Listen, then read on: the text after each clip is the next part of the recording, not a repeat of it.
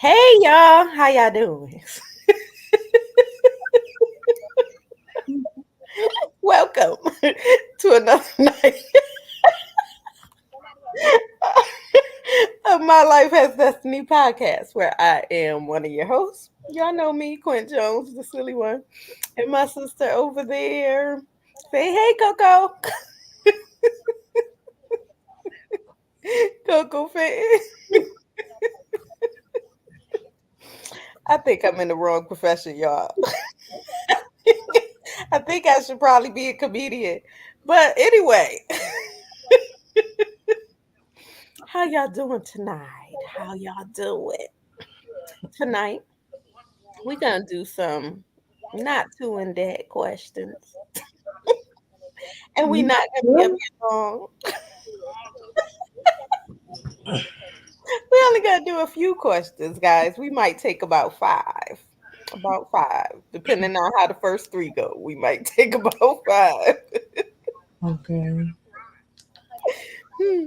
Yes, it's that type of day on today. But listen, guys, now is the time to reach for your healing. Okay, I got a little serious. Now is the time to reach for your healing because the waters are troubled. It's been in my spirit. It's been in my spirit. Y'all read John 5 and 4. The waters are troubled, and now is the time to reach for your healing. Whatever your healing is, whatever you need, go after it. God is going to do it. He's doing it expeditiously. It's happening suddenly, and I'm excited about what the Lord is doing in this season. So go after it. If you're walking in rebellion, repent. Okay, time to repent. Turn from your own agendas. I'm gonna say it like that. Turn from your own agendas and get on God's agenda. Trust in the Lord with all your heart. Seek Him while He may be found. Okay, that's all I have for you right now. I'm gonna let Coco. I'm working on some diamond stuff, y'all. I'm excited about what she doing. I seen one of her diamond paintings, and it was just so adorable. I loved it. So y'all hit her up for them diamond paintings, okay? But we're gonna do a little bit of Q&A, not a whole lot, a little bit. Coco, what you got? Um, I don't know. Last night I got on. I jumped on for two reasons. I jumped on to wind myself down for the night, and then I jumped on so I could stay awake until it was time for me to have midnight prayer. Okay. Um, and while I was on last night, I was just pretty much telling the folks that was actually up and awake with me just how things went. Things have been real different since like Saturday. And um I don't really know how to explain it really. Um he's working some stuff out, he's doing some stuff. Um but Sunday, um I've been out of church for a while because of work, because they try to change my schedule, whatever have you. Mhm, And so I was fighting with them to get my schedule fixed so I could be in church on Sunday. mhm. Well, the compromise was we gonna make sure that you can go to church during church hours, but when church is over, you still got to come back and get back on the clock. Mhm. So Okay. that was the compromise, right? For now, For now. um, for now, and so I said okay. I wasn't mad. I just said all right. You know, got some other things working in the plans. So okay for now. Well, had a um speaking engagement last Tuesday, and at my speaking engagement, I talked about you were born for such a time as this, and I came from the story of Esther, Job, Moses, Saul before he came Paul, and Mhm. Jesus before he went to the crucifixion. Okay. And I asked everybody, well, what do the five stories have in common? Right. Mm-hmm. And if you can see what they had in common, do you find yourself in any of the stories? And if you found yourself in the story, what you gonna do about it now? Right. Okay. And so, with Esther, her husband never knew she was a Jew until she told him. That's true. And to um, make sure um, that her people were saved, she chose to make a sacrifice. Mm-hmm. One, by fasting. Mm-hmm. Two, by going before the king without being summoned, which could cost her life.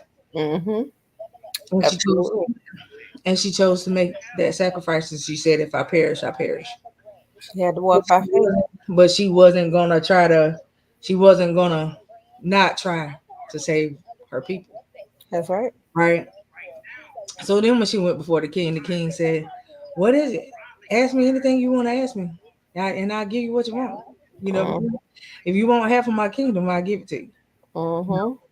Now the difference is, if y'all know the story of Esther, if you could tell me right off the bat, what's the difference between her and Vashti, the first queen?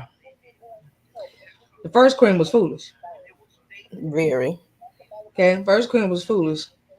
She thought she could overthrow whatever the king said, and she embarrassed him in front of high up Everybody. officials, right? But Esther, on the other hand, she came, she sat next to him. She didn't speak unless she needed to speak. She just came and sat next to her dude. But when she opened her mouth, she spoke with poise, grace, and they understood what she said and they liked what she had to say. Mm-hmm. So big difference, right? The so when she went before the king unsummoned, she said, "I want to have a banquet, and the two guests are you and Haman." Mm-hmm. Right? So the guest is her husband, her Mm-hmm. her love muffin, Mm-hmm. And the and the deceiver. guy that wants to kill her people. Mm-hmm. Well, so again, like I said, the husband said, "Tell me what's going on." She said, "I ask you that you spare my life and that of my people." He Mm-hmm. said, "What you mean? What you talking about?" This is the time when she let him know, "I'm a Jew, Mm-hmm. and there's been a decree set on my head." And Mm-hmm. first thing he said was, "Who made this decree? I didn't do it. So who made the decree?" And she said, "I didn't guess. Haman. He made the decree." As soon as she said it, Haman knew what was getting ready to happen. Mm-hmm. He knew what his fate was going to be. The king leaves the room to make a decree on Haman. And when the king leaves the room to make the decree on Haman, Haman begs for forgiveness from Esther. Mm-hmm. "Can you change it? Can you make him change his mind about me?" There was no mind changing. Mm-hmm. The decree was already set. So the same notion that he had for the Jews is what was set out for him. Mm-hmm. He was hung in public, That's right. killed in public, and strung up In public. in public for people to see. This was his plan to do to all the Jews. So he met the fate that he had for them. Mm-hmm. Now let's go to Job for a little bit. We all know that Job was a rich dude. He had a lot of property. He had this, that, and the third. He was in good standards with the Lord. All this good stuff. But here come that old slewfoot. He made a nice little wager to the Lord and say, "Hey, um, I bet you if you let me do such and such, Job will curse you to your face." Mm-hmm. And the Lord said, "Do what you want, but you can't kill him." Okay, we'll see. That's the kind of wager that was made. So he takes everything he got, kills his children, all his livestock. What used to be a flourishing farmland was dirt and just no productivity. And not only that, you curse him and make him look like a leper, look like he got balls and all this old good stuff. Mm-hmm. right? And his wife and his lovely friends. His wife said, "Curse the Cloud Lord and die. and die." And his friend said, "Well, what did you do?" It's your fault. It gotta be your What did fault. you do? Like, what did you do? You You was know, rebellious. nobody sitting here thinking that, hey, wait a minute. Well, before this, you didn't know. You actually didn't know wrong. Mm-hmm. Your only problem was you was a tad bit arrogant to a point. But other than that, you didn't know wrong. And so we all know the story. He never cursed God. He might have cursed the day he was born, but he didn't curse God. And he said, This is though he your. slay me, yet will I trust him. Mm-hmm. God questioned him. He got some answers. And then God restored him double for his trouble. Mm-hmm. Right? Then we go to Saul on the road to Damascus. Now Saul was the biggest Christian persecutor there ever was. But Killing Christians. but then he get hit with an encounter with God himself, Mm-hmm. where he goes blind as a bat, can't see Mm-hmm. nothing. He got to ask for help. And guess who helped him? Those wonderful Christians that he was persecuting. But while he was in his blindness, the Lord had to talk to him. He had to tell him some things. When he got done and he gave him back his sight, now became Paul, one of the biggest apostles from in the Bible, Mm-hmm. who penned a whole lot of the wonderful books that we like to read. Mm-hmm. So that one encounter, all it takes is one to change your whole life, right? Okay. Mm-hmm. Then we venture to Jesus himself. When he went to the Mount of Gethsemane and he went up and said, I just need y'all to watch and pray while I go pray. But what happened? They Them little fell asleep. went to sleep. They did some good watching. They was watching the back of their eyelid while he was up there praying. But the man prayed so hard that he sweat tears of blood coming down his face. Mm-hmm. But he said, can you take this cup from For me? me. But the biggest takeaway is he stopped and he thought about it. Nevertheless, not my will, But but your your will. will be done. So he gave his life for folks who did not even believe what he was, didn't Mm-hmm. believe in his ministry, had a whole lot to say about what he did. But he gave his life so that we may have life, right? And so it goes back to say, were you born for such a time as this? I truly believe that, yeah, he is calling us to higher heights, deeper depths. He's Mm-hmm. calling a lot of us to launch into the deep. Mm-hmm. Um, and then, you know, I'm very strategic about what I choose for the topics of the prophetic conference every single year, right? And this year's conference is Welcome to the Altercation. Why when I get in church on Sunday, that's the first thing I walk in to see. When I say not even 5 minutes of being in the building, the altar got bum rushed by people just getting out their seat and just running to the altar. And I just sat there like with this biggest smile on my face, like, you do this to me every single time Mm-hmm. to let me know that I chose the right thing. Okay. And so the more I watched and the more I just sat there and watched and was praying at the same time, Apostle say, I'm gonna do something different. I'm not coming around to lay hands on everybody this time. You flooded the altar, so now you flooded heaven's gates with what you want. That's it. And when I tell you the sound that was in the atmosphere, I just sat there in all. I was just like, okay, all right, okay, all right. So it's welcome to the altercation where things happen. Amen. So I said all that to say, where do you find yourself? First of all, do you know yourself? Because by this time, if you don't know yourself, honey, we don't know what else to tell you. We've been telling you to get to know who know yourself for the last 5 years, about 6. And if you don't know yourself at this point, I got nothing. Why? Because now is your time to go to hell for yourself to figure it out. It ain't up to us to keep trying to drill it into you to tell you Nope. because we can't. Nope. We can't go to God for you. Nope. We Not in could pray for that you. place. When you get ready to go before the Lord and it's your time to meet him and he call your name and you hear that trumpet sound, baby, ain't nobody getting caught up with you. That's it. Your spouse, your boo thing, ain't nobody getting caught up but you. So when you hit that gate and he's looking, he go to asking you a question, what your answer's gonna be?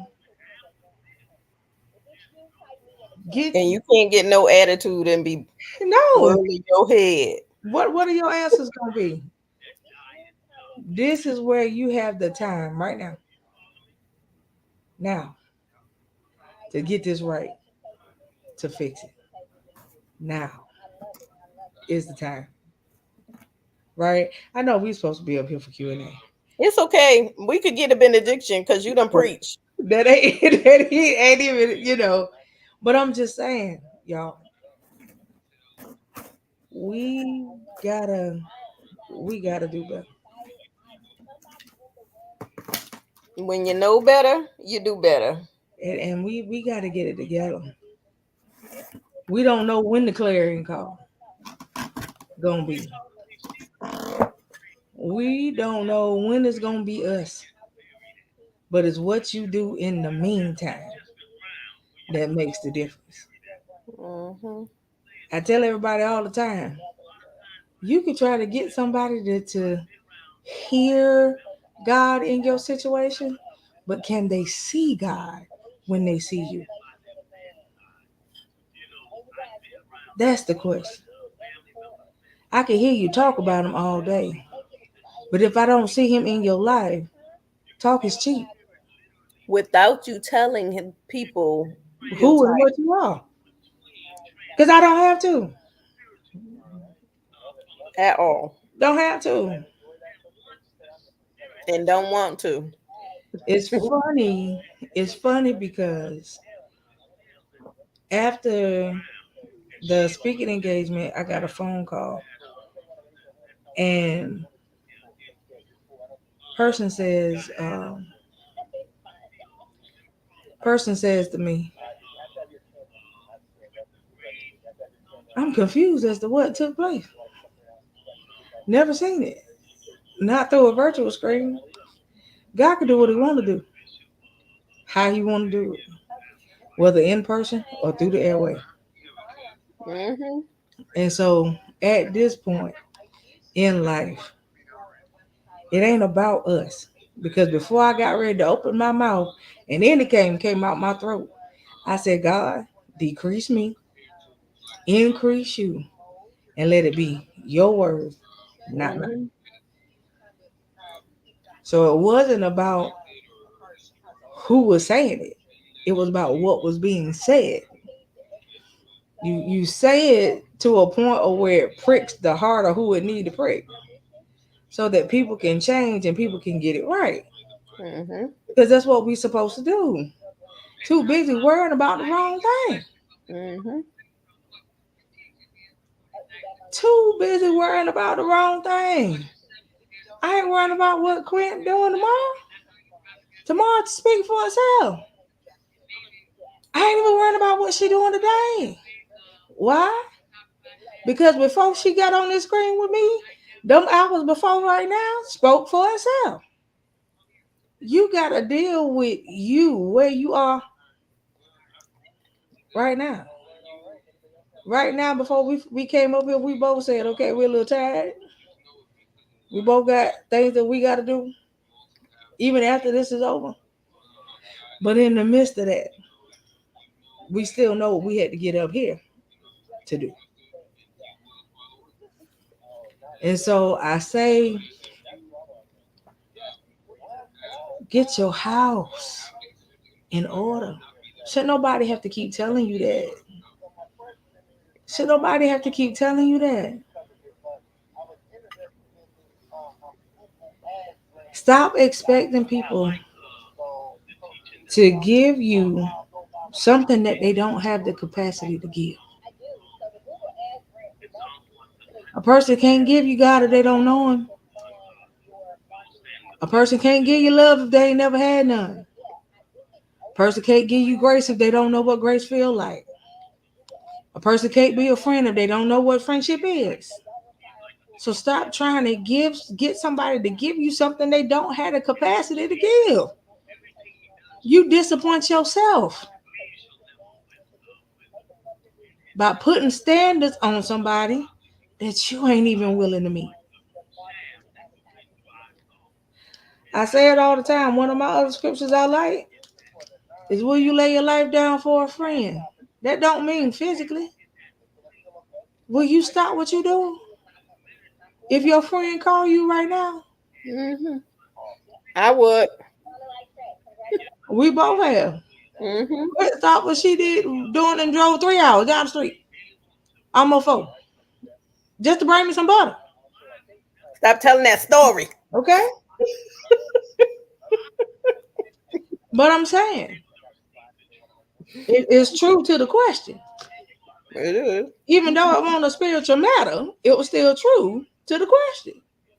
Will you lay your life down for a friend? So the whole thing is this. Stop feeling yourself being higher than the other. Mm.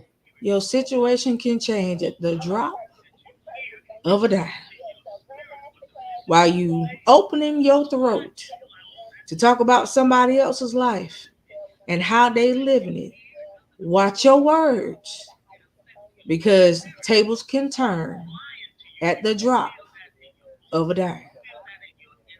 You don't understand when you talk about somebody else's life and how they living it. Hmm. They doing the best they can. Okay? So stop talking about how they making ends meet and how they spending their money and how they don't have. That's their business. It ain't yours. It ain't affecting your house. So shut up and mind your business. Mm. Why? Because the same struggles they got, you could have tomorrow. But the question is, can you get out your struggles like they getting out of theirs? Mm. Since you got so much that you want to say. Stop Mm. talking about people. Stop talking about people because you don't know. You don't know. I don't care if your mama is a stripper on a pole. She making the dollar, she paying the bills, and honey, do what you do. Why? She could be a stripper on a pole, but know the Lord better than you. That's right. So stop talking about people. I'm not gonna keep coming back to y'all putting your mouth on folks. Because the Lord keep coming back to it. Stop talking about people. Mind your business. You let me play the song? No, thank you. But mind your business. Because you don't know. You keep doing stuff and you talking about people. The same people that you claim that you love. The same people you say that you ride for. But you the ones talking about them. Mm. You the one sitting on the phone. Oh, girl, no weapon of form against you shall prosper. But you the weapon form because you don't know how to shut up. You the weapon form because you're talking about your so-called friend. Now, Can I say I'm enjoying my natural food and my spiritual food right now. Y'all see me? Okay. I'ma be good. all I can say What? is keep your mouth off folks. Okay? Yeah. However they want to live is how they want to live. It ain't your problem. You ain't got the heaven nor the hell to throw them in. So it's not your problem. They got to deal with the Lord themselves or whoever and whatever they choose to worship. That's their business. Okay? Not yours. All right. At this point in time,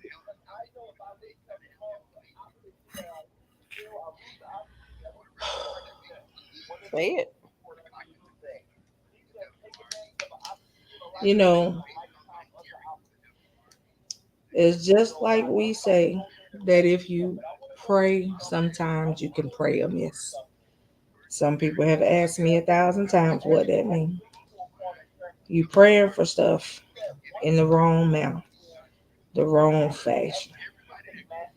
You sitting here and when the Bible tells you to pray for your enemies, Mm, you don't come to the Lord and say, "Get my enemies." mm-mm, That ain't the right type of prayer. That ain't what we meant.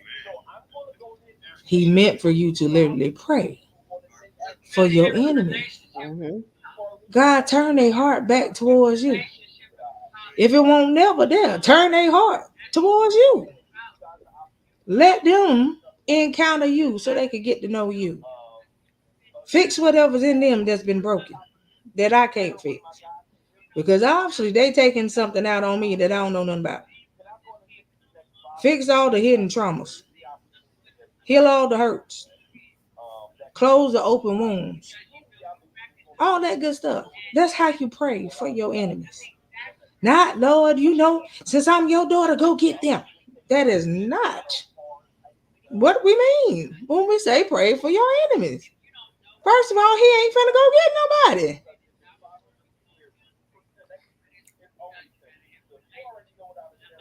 The Bible tells you when you see one that has come to a fault that you are supposed to be the one to restore them.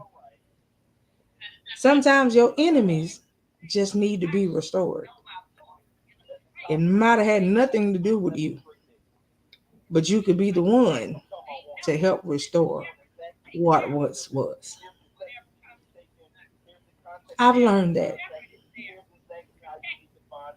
he will take you back to a place that you left from just so you could be used to restore something.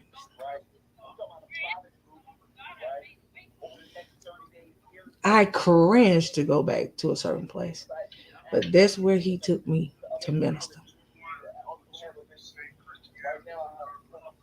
And if I would have been disobedient and never would have went,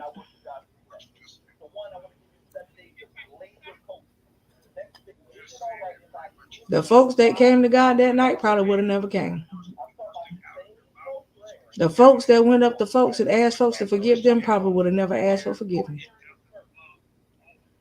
There were some folks in that room that I know would have took stuff to their grave. But relationships were restored. Had nothing to do with me. All because I was obedient though. So you gotta watch what you do. Make sure you keep yourself in proper position to be able to be used. It's weird because sometimes you don't always feel like you in a place to be used, especially when you're dealing with your own stuff. Cause life be life. But keeping a heart of repentance and always going to Him in a place of repentance is key. Because no matter what you do, how you do it. If you really mean that you're sorry, he will forgive.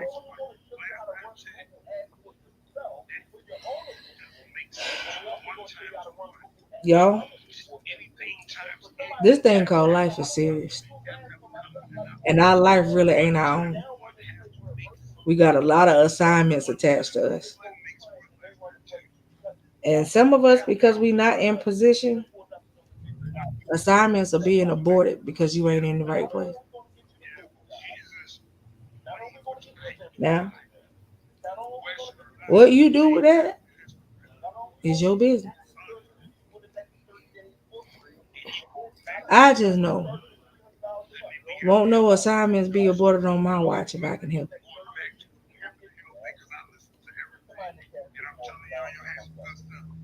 I'm gonna make sure that I keep myself in proper position to be able to do whatever he want me to do. If he sends me, I'll go. If he tell me to say it, I'll say it. He might tell us to do some strange things sometimes because we don't always understand. Might tell you to go outside wearing plaid and tube socks for whatever that purpose may be. You never know. Why? I heard a man tell a story. He said, "Hey, the Lord told me to go outside, and He told me this is what I need to put on. I thought I was gonna come out. I don't go outside looking like a clown, but I had to be obedient. The Lord told me to show up at this park at this time. He did what the Lord told him to do. When he showed up in that park wearing that outfit, the dude who he was meant for came running to him and said, I know there is a God now. And he looked at the dude and said, What you mean? He said, Because I prayed specifically and asked God to allow somebody to come here wearing exactly what you got on. That if I could see that, I knew that he was real. And he just showed himself to me. He revealed himself to me through you. If that man was not obedient, there's no telling where the guy would have went, what he would have done, where he would be today. But as of today, he's one of the biggest mega preachers, as they call it, out here alive. Why? Because some dude decided to be obedient, dress himself looking like a clown. Because the Lord told him to. He tells you in the word that he will take the foolish thing Foolish things to to confound confound the the wise. Man, y'all better take the word for what it is. Stop trying to add or take away or use it to fit your situation. You know, while you was talking Mm-hmm. about the enemy, something dropped in my spirit. Mm-hmm. And when you said you're supposed to pray for your enemy, a lot of times we don't realize sometimes our enemies is the closest one to us. Mm-hmm. And you're praying for the Lord to do something to that person, not realizing that that person may be your spouse, your child, your mama, your daddy. It may be you. Right. So you need to be careful when you pray for your enemy and you wonder why we have so many marriages that are breaking up. Yep. You wonder why. And I say this, it dropped in my spirit, but it also brought me back to my first marriage. When I realized all that I was dealing with when the Lord revealed it to me, I would take my lunch breaks every day and go home and pray for my husband and bind up the hand of the enemy. But I also realized you cannot have a one sided marriage. And if that marriage is draining you to the point where you have nothing left for yourself, and when the Lord tell you to step out on faith, the Lord released me because Yeah. it was about to cost me my life. But you have to be careful what you are praying in this season because life is short. I've been saying this, and the Lord is doing things expeditiously. Yeah. It's not taking years and years and years for it to happen. So be careful because what you put on others will come back to you. You reap what you sow. Yeah. Hence the reason why you don't have to send nothing back to the sender. Exactly. Because you whatever you send out, baby, it's gonna come back to you either way. Coming back to you.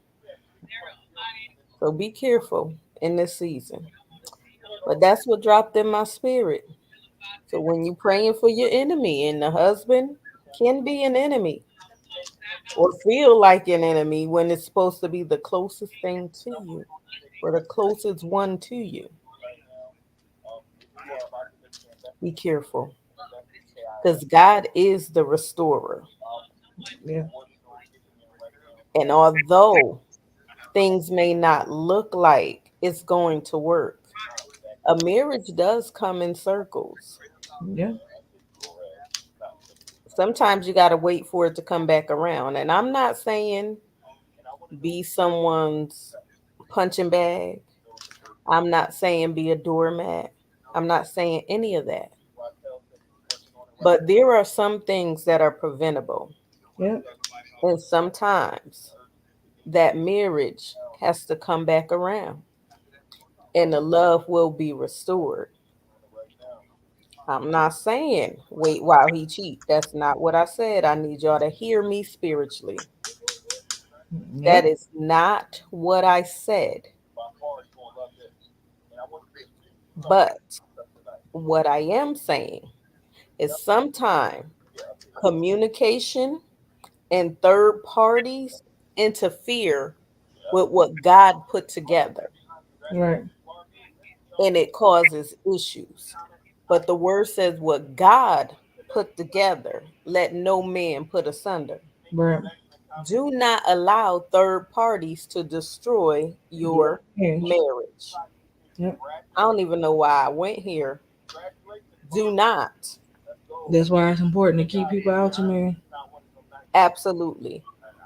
And not only people, sometimes money is a third party. Sometimes your children are a third party. Sometimes a car, other priorities become third parties. Don't let a bill ruin your marriage. Don't let lack ruin your marriage. Grow together, enlarge your territory together, pray together. Y'all heard the saying, a family that prays together stays together. Hmm. Pray without ceasing, communicate, get rid of the attitude, look in the mirror, start with you. If you're the one listening to this, start with you. That's what dropped in my spirit. Be careful what you're praying for in this season. Yep. If the Lord is going to do something, he don't need your help. He don't need you to tell him to get him. All right. He don't need you to curse anybody. All right. That's why I Because said, then be you're careful. walking in witchcraft. You be praying amiss. Absolutely. So be careful. Take heed to the word. I guess we're not doing Q&A today. I'm sorry, y'all. Coco she had a word. She felt like preaching today.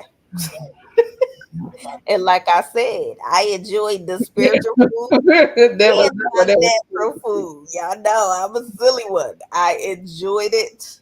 Yes, I did. That was not what that was supposed to be, y'all. But okay. I enjoyed it. So, with that being said, we're gonna get ready to get off here. We're gonna try to come back to y'all again, maybe the weekend. I told y'all I have an event on the 31st. I might try to go live from the event. Um, and then I have something going on the first. I know I gotta work on the second. but I might be able to come to y'all Well, early. I got some off days, so I might be able to do some pop ups and handle y'all Q&A. So Okay. So we might be able to come up here early on that Saturday. You working Saturday? yeah, What time you work? 11 8. Oh, that's what I'm supposed to work. But if I get off, I won't be available because that's the second day of the conference. The Okay. conference is Friday. So Okay. All right. So we'll see what happens, okay? We'll see what happens. yeah. But we will try to come up a little bit Um, early, even if it's early in the morning. We might yeah. try to come up and do a morning session And then before like I I said, say I got the next 2 days off, so I'll hop on you guys and try to knock some of the Q&A out. you off. So you off tomorrow? And Maybe we Thursday. could do an early morning tomorrow. Yeah, I'm off tomorrow and Thursday. All right. I'm working tomorrow night, but we probably could do it early morning tomorrow. That's fine. All right, guys. We're So, gonna say goodnight. Now it's time to say goodbye to all our family. oh Lord, I don't know what's happening, y'all.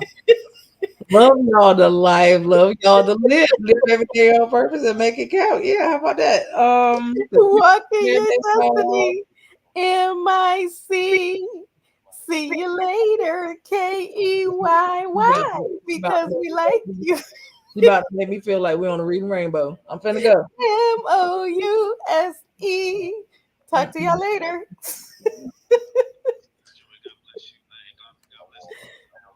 Mhm.